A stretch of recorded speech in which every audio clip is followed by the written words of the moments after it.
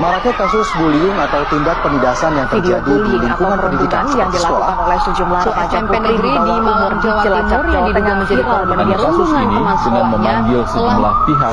Bullying setiap merupakan sekolah para ekspresi remaja menyimpang pada anak dalam upaya pencarian jati diri, peran pendidikan di keluarga dan sekolah sangat diperlukan sebagai penyeimbang. Seorang murid sekolah dasar 108 Tengkerang, Labuai, Kota Pekanbaru Riau diduga menjadi korban perundungan teman sekelasnya. Korban meninggal dunia diduga karena kebocoran di jantung dan paru-paru akibat kekerasan benda tubuh. Seorang murid kelas 6 SDN 108 Tengkerang, Labuai, Kecamatan Bukit Raya, Kota Pekanbaru Riau berinisial MAR, 9 tahun, meninggal dunia setelah diduga menjadi korban perundungan atau bullying oleh teman sekelasnya. Korban meninggal dunia setelah mengeluhkan sakit pada bagian dada yang diduga akibat kekerasan fisik. Baik, Assalamualaikum warahmatullahi wabarakatuh. Perkenalkan, nama saya Rehan Akbar dari kelas PGSD 1C.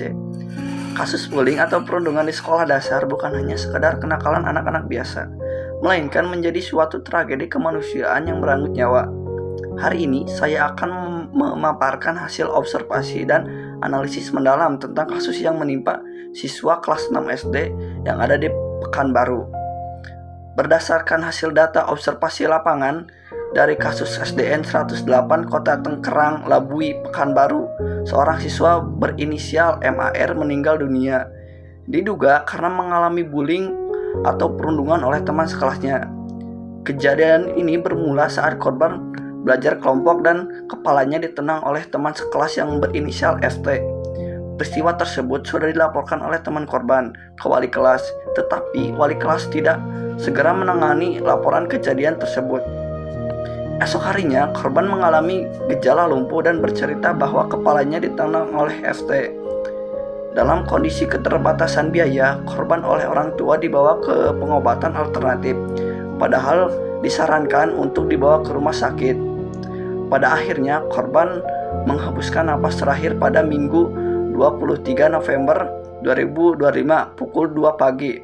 Korban meninggal saat keluarga tengah tertidur pulas pada malam hari itu. Mengapa hal tersebut bisa terjadi di lingkungan pendidikan sekolah dasar? Mari kita bedah menurut faktor psikologi. Yang pertama, lingkungan sekolah yang tidak responsif.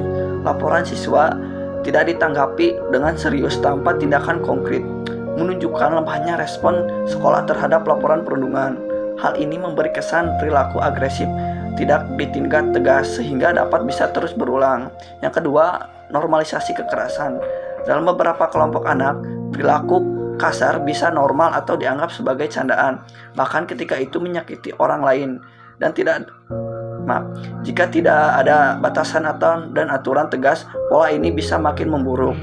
Yang ketiga, kurangnya pemahaman psikososial.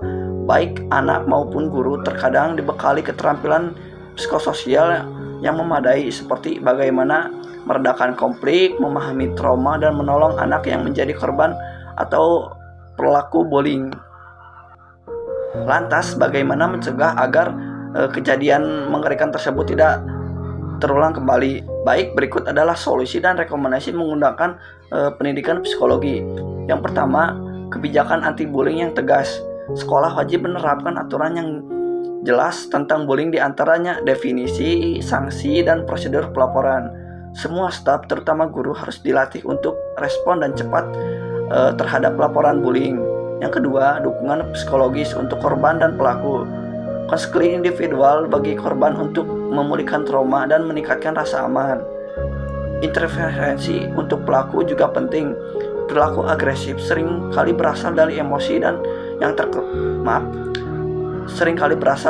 yang tak terkontrol. Psikoterapi dapat membantu mengubah pola perilaku terutama pelaku. Yang ketiga, melibatkan orang tua. Edukasi orang tua tentang tanda-tanda bullying dan cara mendukung anak secara emosional. Kolaborasi antara rumah dan sekolah membantu deteksi dini dan pencegahan. Yang keempat, budaya sekolah positif. Ciptakan lingkungan sekolah yang menghargai dan saling menghormati. Reward positif efektif dalam jangka panjang daripada hukum semata. Kasus meninggalnya MAR di Pekanbaru adalah alarm keras bagi dunia pendidikan kita. Kita perlu revolusi dalam pengawasan dan pendidikan karakter. Mari kita ciptakan sekolah yang benar-benar memanusiakan manusia, karena setiap anak berhak pergi ke sekolah dengan rasa aman dan pulang dengan selamat. Sekian dari saya, mohon maaf bila ada kesalahan kata. Wassalamualaikum warahmatullahi wabarakatuh.